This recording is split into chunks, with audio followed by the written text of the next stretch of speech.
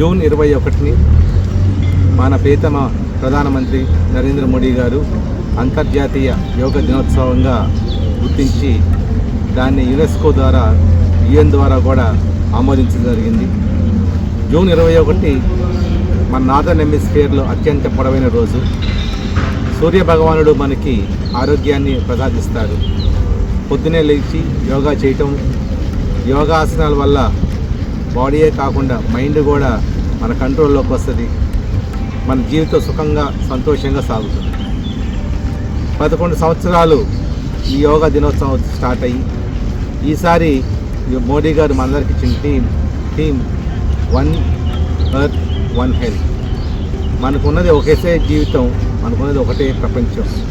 ఈ ప్రపంచంలో అందరూ కలిసిమెలిసి సంతోషంగా ఉండాలని, ఆరోగ్యంగా ఉండాలని, అలానే మన ముఖ్యమంత్రి చంద్రబాబు నాయుడు గారు, పవన్ కళ్యాణ్ గారు మనందరూ వారి యొక్క 2047 స్వర్ణాంధ్ర సాధించడానికి, ముఖ్యంగా స్వర్ణ ఆంధ్రప్రదేశ్ సాధించాలి అంటే ఆరోగ్య ఆంధ్రప్రదేశ్ సాధించాలి.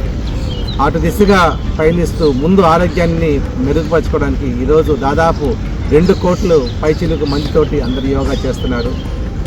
ఇక్కడ ప్యారిస్ నుంచి కూడా మేము యోగా చేసి అందరితో పాటు సంఘీభావం తెలిసి మన యొక్క సనాతన ధర్మాన్ని ప్రపంచం మొత్తం వ్యాప్తి చేయాల్సిందిగా మరొకసారి అందరినీ కోరుతూ అందరూ యోగా చేసి ఆరోగ్యాన్ని మెరుగుపరుచుకొని సుఖ సంతోషమైన జీవితం సాగించాల్సిందిగా కోరుతూ మరొకసారి అందరికీ అంతర్జాతీయ యోగా దినోత్సవ శుభాకాంక్షలు.